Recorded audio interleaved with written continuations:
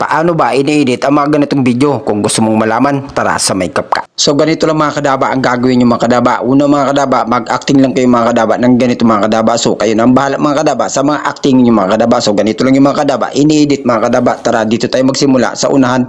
Ngayon ang gagawin natin mga kadaba, ganito, mag-focus tayo dito mga kadaba sa may kamay mga kadaba. Din pagkatapos, ang gawin natin dyan mga kadaba, i-touch yung video, din split, and then pagkatapos i-delete yung nasa unahan mga kadaba.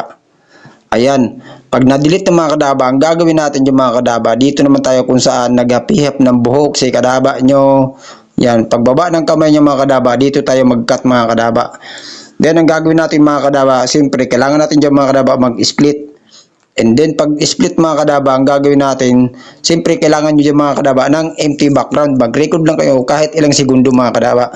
Then pagkatapos, split na natin, din tanggalin natin itong mga kadaba, yung mga sobra, yung hindi na kailangan mga kadaba. Delete lang natin mga kadaba. Din pag na-delete na mga kadaba, ang gagawin natin dito mga kadaba, kuha lang tayo dito mga kadaba sa empty background ng ilang segundo lang mga kadaba. Dito tayo mga kadaba mag-edit. And then pagkatapos mga kadaba, ang gagawin natin dito mga kadaba, i-delete lang natin mga kadaba yung sobra mga kadaba.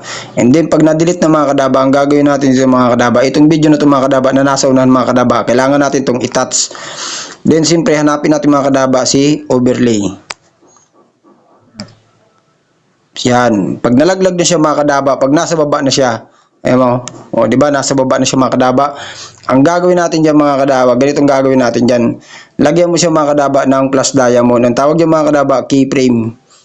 Yan, pag nalagyan ng mga kadaba, hanapin natin mga kadaba si opacity. Opacity. Ayan.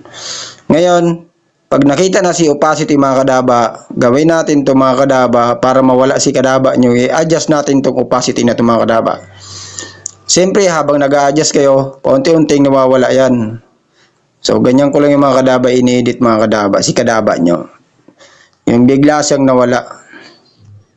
Ayan o. Ganyan ko lang yung mga kadaba, ini-edit. Yan. Pag okay na siya mga kadaba, i-check nyo lang, and then, tignan natin yung resulta. Ganito yung resulta nyo mga kadaba. Ayan o. Diba napakalupit, biglang nawala.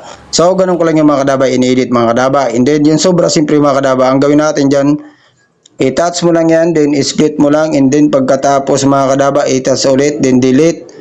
At syempre mga kadaba, pag na-delete ng mga kadaba, ang gagawin natin mga kadaba dyan, kailangan nang i-export yan mga kadaba. I-click natin tong 1080p mga kadaba. Then syempre, kailangan laging naka-high. So, ganyan ko yun, ini-edit mga kadaba yung video para medyo malinaw mga kadaba. So, ang video na ito mga kadaba, para lang ito mga kadaba sa mga baguhan, sa mga magagaling na mag-edit, hindi para sa inyo to. Para lang to sa mga baguhan na mga content creator na gusto din matutong mag-edit. So, hanggang dito na lang mga kadaba, ang video nito mga kadaba. Paki-follow and then paki-subscribe naman. Thank you very much.